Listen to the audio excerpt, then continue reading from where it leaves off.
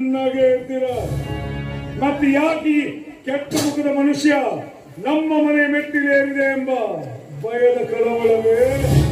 ಗರುಡನ ಮನೆಗೆ ಉರಗ ಬಂದಿದೆ ಅಂದ್ರೆ ವಿಷಯ ತುಂಬಾ ಗಂಭೀರವಾಗಿ ಇರಬೇಕು.